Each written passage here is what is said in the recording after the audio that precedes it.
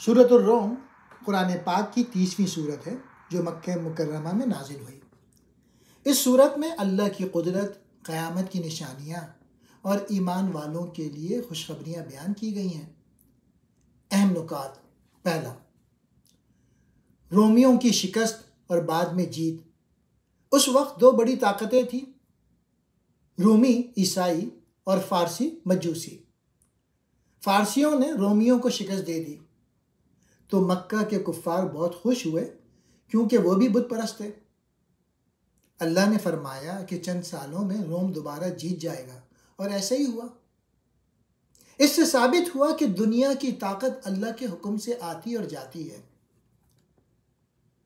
دوسرا پوائنٹ، اللہ کی قدرت کی نشانیاں۔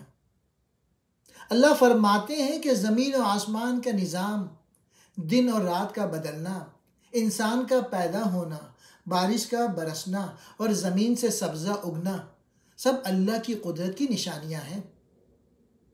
جو لوگ غور و فکر کرتے ہیں وہ اللہ کی عظمت کو پہچان لیتے ہیں۔ تیسرا، قیامت کا ذکر۔ قیامت کا دن ضرور آئے گا اور ہر کوئی اپنے اعمال کا بدلہ پائے گا۔ اس دن نیک لوگ خوش ہوں گے اور برے لوگ شرمندہ ہوں گے۔ جو دنیا کی زندگی میں گھمنڈ کرتے ہیں اور آخرت کو بھول جاتے ہیں وہ خسارے میں رہیں گے۔ چوتھا پوائنٹ، دنیا کی حقیقت۔ اللہ فرماتے ہیں کہ دنیا کی زندگی صرف کھیل اور عارضی خوشی ہے، اصل کامیابی وہ ہے جو آخرت میں ملے گی۔ پانچواں، زکوٰۃ اور نیکی کی تلقین۔ لوگوں کو حکم دیا گیا کہ وہ زکوٰۃ دیں، نیکی کریں اور اللہ کے راستے پر چلیں۔ اللہ فرماتے ہیں کہ جو شخص اللہ کی رضا کے لیے نیکیاں کرتا ہے اللہ اسے بہترین اجر دے گا۔ سبق: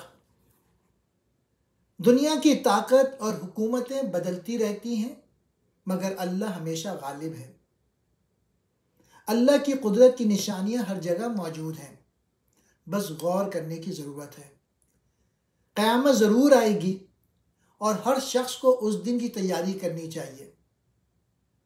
دنیا کی زندگی عارضی ہے، اصل کامیابی آخرت میں ہے۔ نیکی، صبر اور زکوٰۃ دینے سے اللہ کی رضا حاصل ہوتی ہے۔ یہ سورت ہمیں اللہ پر بھروسہ کرنے، آخرت کی فکر کرنے اور نیکی کے راستے پر چلنے کا سبق دیتی ہے۔